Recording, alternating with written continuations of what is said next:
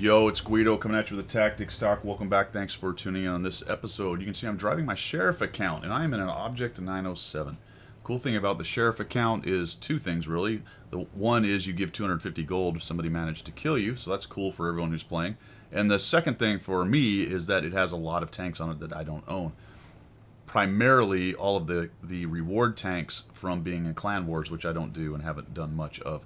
So the 907 is one I've seen around. I've fought it a lot, but I don't have many battles in it. This is my third, I think, or fourth battle in it total.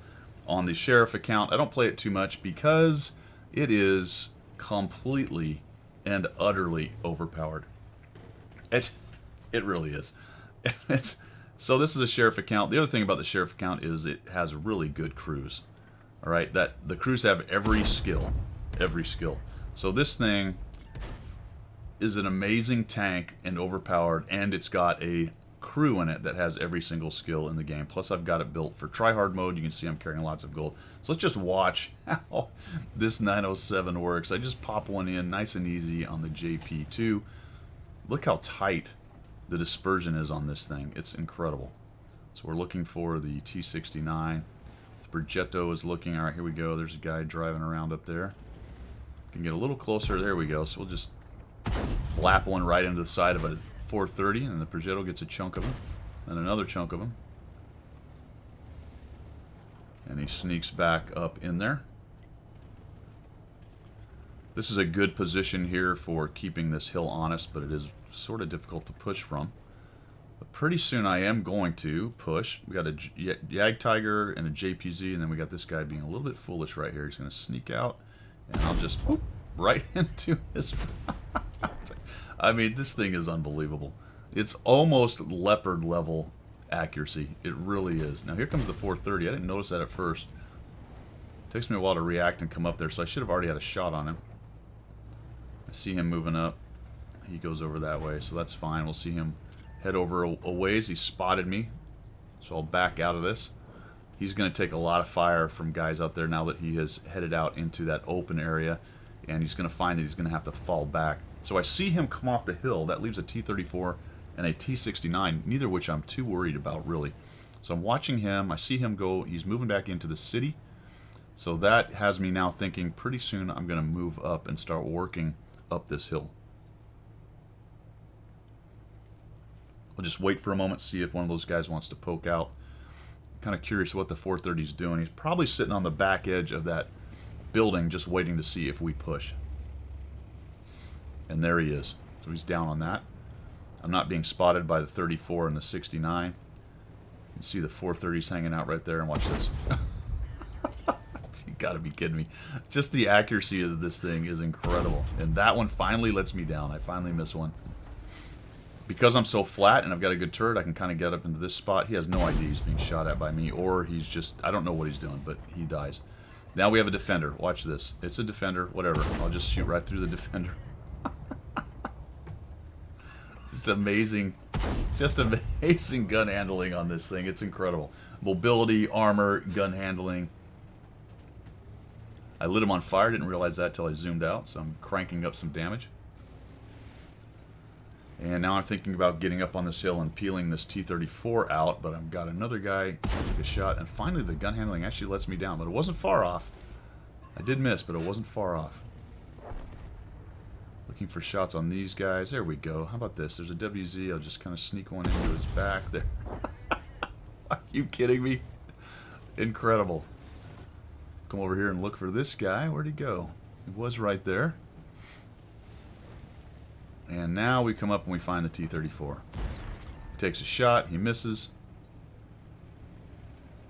I should have actually just pushed him right there. And I get lazy and I go for a turret shot, but that's going to bounce. I was sort of curious if I could get through that thing, the flatter part of the turret. Now I go to heat. So we've got skill loaded.